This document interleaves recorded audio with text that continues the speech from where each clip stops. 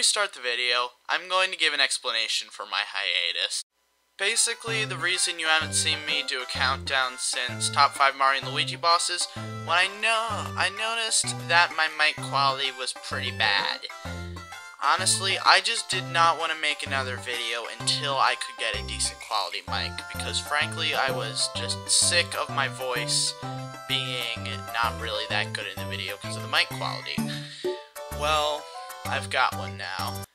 Oh, funny story, I actually had one and didn't realize it until I got another one that actually didn't work, but then I started using this one. So, anyway, one more thing. While I will be trying to upload a lot more frequently on this channel, believe me, you're probably not going to be seeing any 4-month hiatuses for quite a while. Well, now, the big thing is that, I have another channel, and the thing is, none of you guys have been watching it. But honestly, I don't blame you. I doubt any of you even knew about it, because the only time I actually mentioned it was in an update video. And most people, when they see update video, it's like, oh, ignore, I'm not watching that. But yeah, it was in an update video, but anyway, it's a Let's Play channel. So, if you like my walkthroughs, or you just want to see me do a Let's Play, this is the channel to watch. It is called CBP Let's Plays. I'll provide a link in the description. Yes, you actually have to read the description. I'm just kidding. But yeah.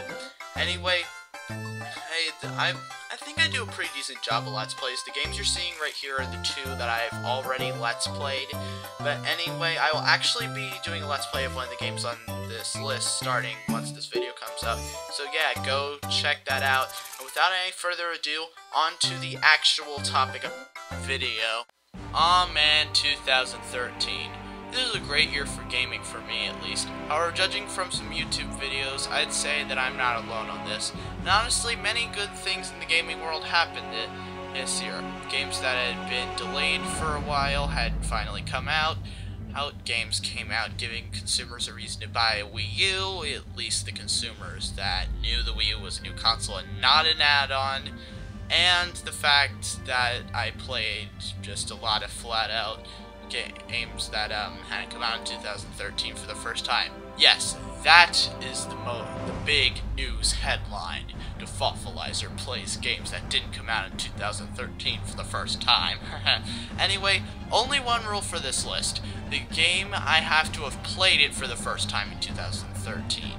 It doesn't matter whether or not it came out in 2013. I just have to have played the game for the first time in 2013. So with all that out of the way, let's get started. Well, so much for starting off the list without causing any controversy. Yes, Super Mario 3D World, the big game Nintendo hyped for this year, well, one of them at least, is only at number 10. The next big Mario game at only number 10. Now, I know what you're thinking. Are you kidding me? Nah, I just liked 9 more games I played for the first time this year better. At least to me, 3D Land's levels weren't really all that memorable. 3D World's like, nah, we're gonna make some memorable levels, and they did. Granted, not all of them are memorable, and not all the ones that are memorable for the right reasons, but the ones that are memorable for the right reasons are awesome. Some special mentions going to Sprawling Savannah, Hands-on House, and the Bowser Express. There are 4 characters to play as. Well, 5 if you count Rosalina, and before you say I'm spoiling it, Nintendo said it in the video advertising the game themselves. And there are also a couple new power-ups. There's this stupid-looking but surprisingly useful cat suit, and of course the cherries, which can clone you. That is very nice. Another thing I applaud this game on doing is actually bothering to make new bosses. In Super Mario 3D Land, you just fought the same 3 bosses over and over and over again. Here, there's about 6 or 7, I forget, not counting the final boss, bosses in the game. So you get more variety, and while they're nothing super great, they still are pretty fun. While the soundtrack isn't anything special, I will give it credit for the fact that it's the first Mario game after the Galaxy games, mainstream at least, that actually bothered to create its own music. My only big issue with this game is the fact that it's actually a hindrance to play co-op. While I'm not a big fan of New Super Mario Bros. Wii, I will give it this. The competitive co-op in that game that hinders you is mostly just your friends screwing around. Here, on the other hand, it can happen completely by accident. I can't tell you how mad I got some of the times when I was playing with friends on this game.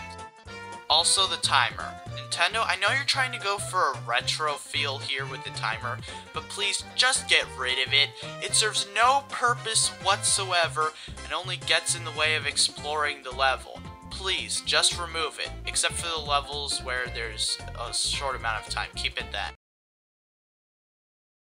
Well, here's a type of game I don't normally talk about very often. Yes, Rhythm Thief the Emperor's Treasure is on my list. I know, I'm kind of as surprised as you are. And yes, for those of you wondering, The Tree's Apprentice is the reason why I decided to give this game a shot. It's got a really good mystery-ish story that takes place in none other than Paris, the city of, I don't know, add your own subtitle, I guess. It plays a lot like a Professor Layton game, which I've never really been able to get into all that much, because while I like the stories and characters and such, the puzzles were just way too hard for me. But in Rhythm Thief, there are no puzzles. Instead, there are rhythm games, where you have to perform actions within time to the music to help Phantom Arm progress throughout events in the story. The nice thing about the world map is that it tells you exactly where you need to go. This might turn some people off, but I honestly see it as a better alternative than just stumbling around not knowing where you're supposed to go. The cutscenes were really well done. I mean, I know I shouldn't expect that from a 3DS game, but admittedly, they just look really cool, and I think they did a good job on them. Overall, Rhythm Thief had a good story, great characters, and the rhythm games were really fun. All I can say is that I hope this game turns into a series, because I'd be willing to get Rhythm Thief 2. Welcome. Don't let my sultry and mysterious voice startle you. For hundreds, nay thousands, nay tens of thousands of years, people have come to me in search of what they desire most. Few find what they are looking for. Even fewer ever leave. Welcome to the cave.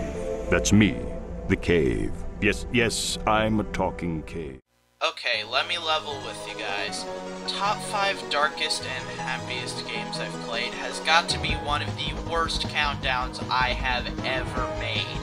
And the way I talked about the cave is a big factor of that. Part of the reason is mainly because I was seriously creeped out by the twins at the time.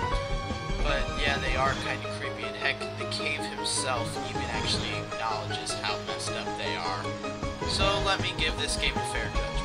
This game is a 2D puzzle platformer, and it's actually pretty enjoyable.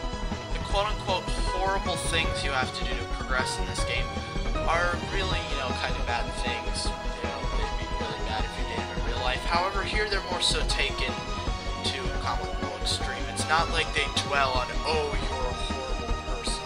It was such a horrible thing, and draw out how dark it is. No, there's nothing like that in this game, yet for some reason past me thought there was. Sure, the cave segments were fun, but the real good thing about this game were the character storyline levels. Not only were they pretty creative and really different for each one, both in appearance and what you do to progress through them, but they also serve to tell the character's story, and you can only take 3 characters with you per playthrough, and there's a total of 7. So in other words, if I ever decide to do a Let's Play of this game, I'm going to have to do a lot of work. Now you might be saying, hey, aren't you glancing over something? And the thing is, I am. The cave himself. He has a voice, and he is awesome. He's hilarious, and he is my favorite narrator ever. And while I haven't played the Stanley Parable, I have seen it, and I still prefer the cave over him. And the other characters in the game, aside from your 7 silent protagonists, are pretty funny too. although not nearly as much so as the cave. One more thing before I go, though. Remember when I said this in top 5 darkest and happiest games I've ever played? And I know what you're thinking. You're not really showing a lot of footage. Well, that's because this is a very dark game, and I kinda, sorta want to keep my family-friendly image here. So that's why. That was an outright blatant lie. The only reason I didn't show more footage was due to the fact that I was too lazy to get more footage for the end. Shame on you, past self. Shame on you. Well, I sure am helping alleviate controversy. Yep, number 7's The Wonderful 101. The game that has made number 1 on 2 lists of games of 2013 is only number 7 on my list. That's not to say it's not a good game, though. Obviously, it wouldn't be on this list if it wasn't a good game. For starters, it is a really unique concept. You take your gang of superheroes, which is up to 100, and form into special weapons called Unite Morphs to take down enemies, which are normally giant robots or aliens or alien robots or whatever. Point is, you're going to be doing a lot of destroying with a lot of different cool weapons. The story in this game starts off, you know, as your cliche superheroes saving the world from alien story, but it actually gets a lot more complex as you go along, and the action in this game is really over the top. I mean, look at this! And before those of you who haven't played the game might be thinking, oh, he's just showing footage from really late in the game. No, this is actually one of the earlier bosses in the game, and this is the finisher to it. That is just how crazy the action in this game is. Probably my favorite part of the game are the main heroes, the wonderful ones. They are just hilarious. They're all really different with their unique personalities and nationalities as well. They really provide a lot of personality to this game going through it. All I can say is, just like with Rhythm Thief, I'd be willing to get the sequel to this game. So, what do you say, Platinum Games? Turn this into a series? Ah, Halloween. A time for costumes, candy, and creepy countdowns. Why do I bring this up? Because number 6 on this list takes place during Halloween, and 2 of those 3 things play a big role in the game. And I have a feeling you can guess which is the one that doesn't. From the guys who made Psychonauts and the Cave comes Costume Quest, the perfect game to play around Halloween time.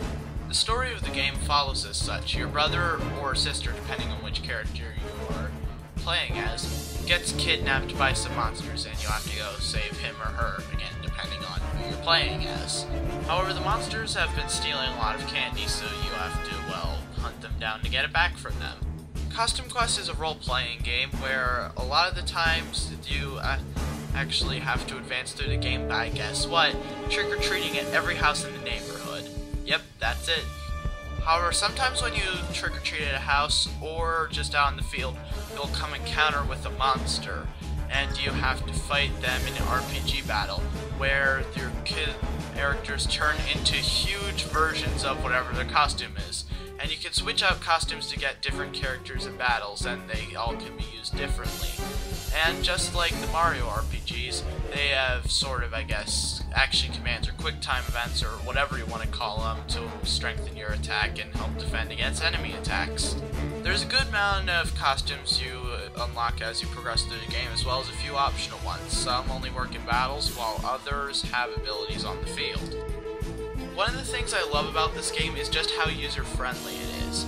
If you die in battle, all that happens is you get put back right where you were before you started the battle, and you get automatically fully healed at the end of every battle, so damage doesn't carry over between battles. Heck, there aren't really any items or so to worry about in the game. All you have are battle stamps, which you can equip to your character, and it'll give them some good, nice effect in battle. And they can be bought from Sadie's Battle Shop with candy. Yes, candy is the currency in this game. The simplification of the battle system might not seem like a good thing, but that's partly because a lot of this game is actually focused more so on what you're doing in the overworld. Besides, I'll take a simple battle system any day over Square Enix syndrome, where they just decide to make the game mechanics as convoluted and confusing as humanly possible. Sure, the game might be a bit short, having only 3 main areas, but the thing is, all the areas are pretty big and offer a lot of adventure and fun to be had in them. Besides, with a game like this, you really only need these 3, because they're pretty good. So here, length is actually not an issue.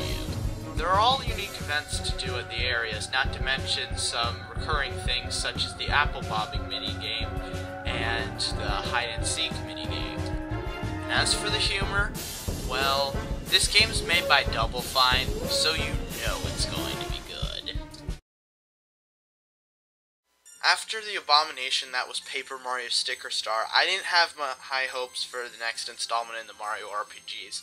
However, Mario and Luigi Dream Team turned out to be really good. Being one of the 4 games for the year of Luigi, it really shows with a lot of the dream sections involving Luigi a lot, with, you know, all your different Luigis. You can do stuff like turn the Luigis into giant towers or even other formations as you unlock them throughout the game, or just affect things in the environment.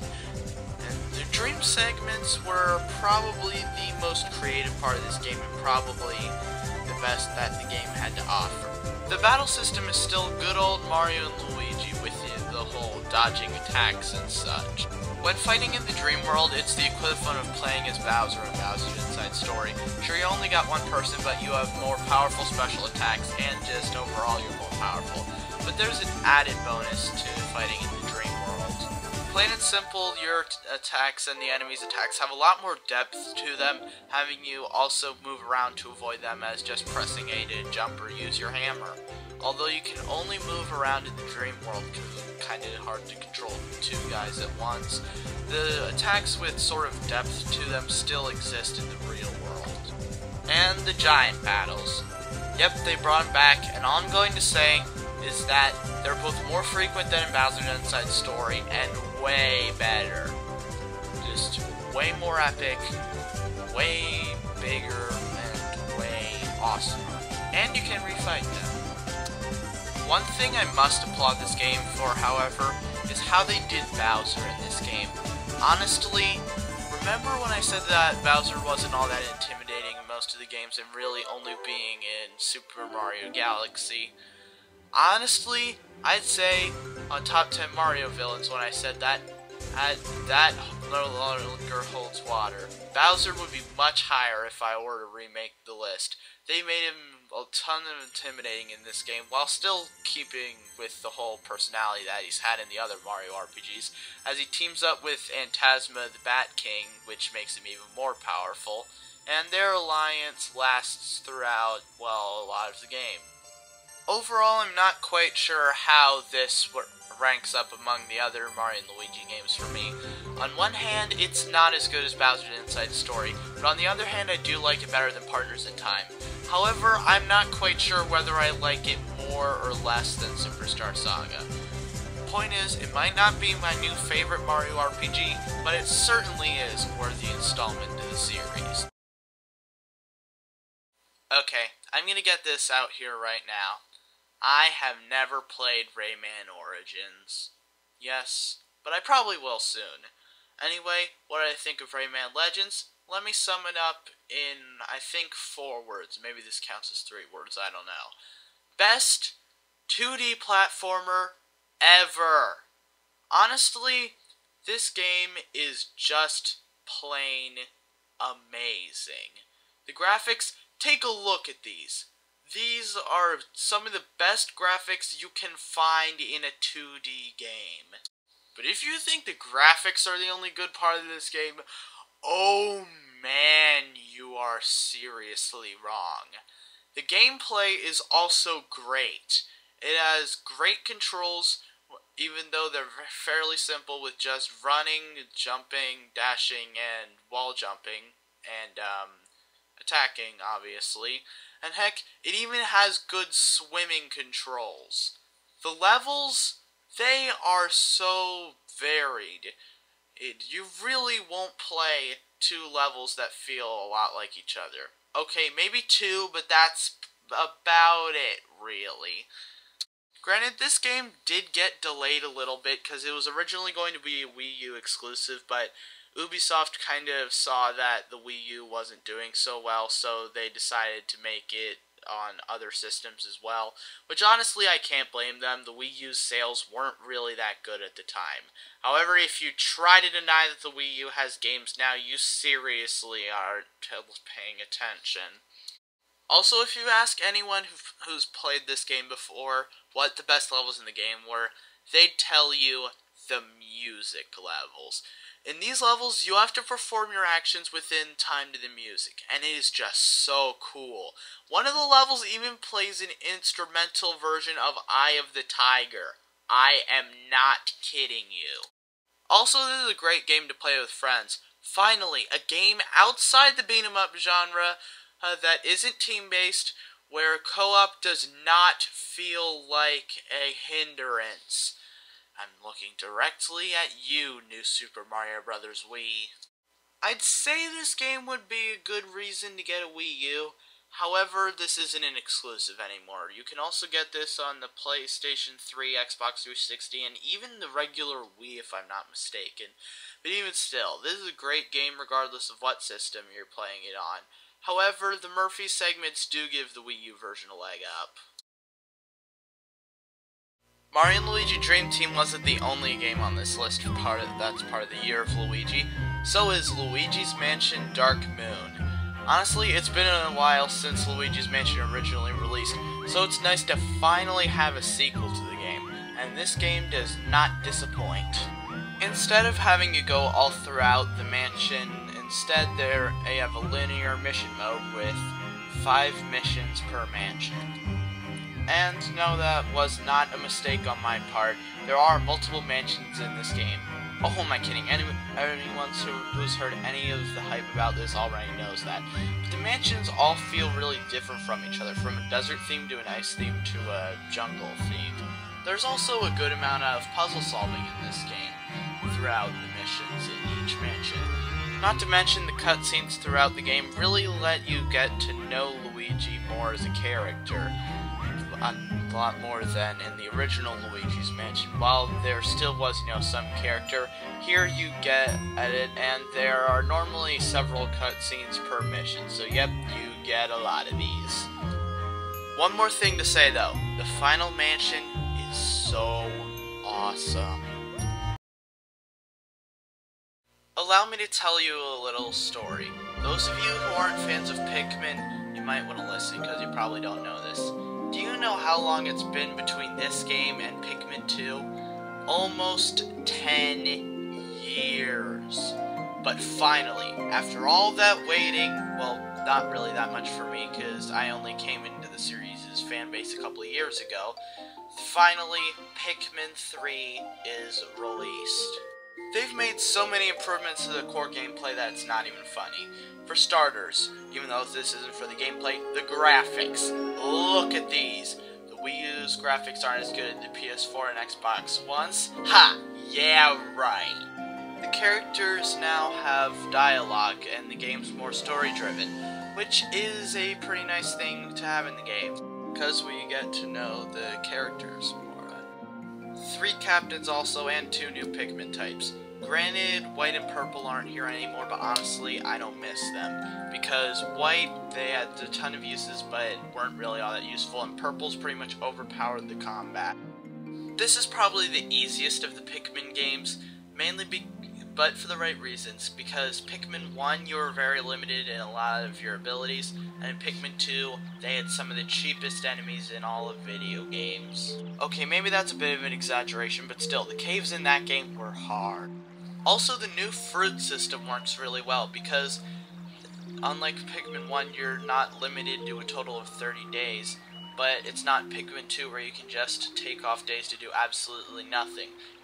You don't have a set day limit per se, but you have to keep moving and getting stuff, otherwise you are not going to make it. Also, this game has the best challenge mode out of the 3, mainly because I feel it understands what Pikmin's all about. Gathering objects and returning them to your base within the quickest amount of time possible. Okay, granted, there is other stuff to it besides that, and other modes to the challenge mode, but I really think this was good. Also, there were a lot of good and creative maps, my personal favorite being the Fortress of Festivity, which you're seeing right here. This has got to be my favorite out of the Pikmin games, and honestly, a lot of people say that this is the first must-have game for the Wii U. However, to that I say, no, it's not. It's only the second. Number 1 is the first. What is that? Well, all you have to do to find out is wait 5 seconds. Honestly, I'm not the biggest fan of the LEGO games. Admittedly, sure, they're fun for a little bit, but I feel they get old pretty fast. Lego City Undercover? Definitely not the case. This game was just awesome. It has the style of the Lego levels with, the puzzle solving using different abilities, although it being different characters in most of the other games. And, building stuff and breaking stuff with, that's made out of Legos. But also there's a wide open city overworld, kind of like Grand Theft Auto. I've never played Grand Theft Auto, but from what I've heard, this is probably it. Especially considering many people compare this game to GTA. However, there's one thing I haven't brought up yet. One thing that everyone who's played this game knows what makes it so great. The humor. Oh god, the humor. This game is hilarious. It is probably the funniest game I've ever played, except for maybe Psychonauts. I mean, this game is just hilarious.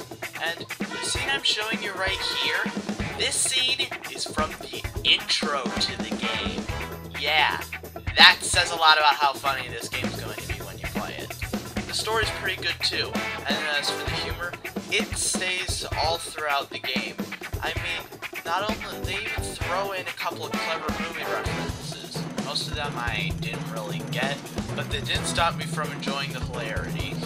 The only downside to this game are the loading screens. They take forever. This is one of the shorter ones. However, there are 2 things that balance this out. 1, they don't pop up very often. 2, we've got some pretty awesome music to jam out to while you're waiting. I am Defawfulizer, and I will soon be doing a Let's Play of LEGO City Undercover on my Let's Play channel. So if you guys want to see more about this game, check it out.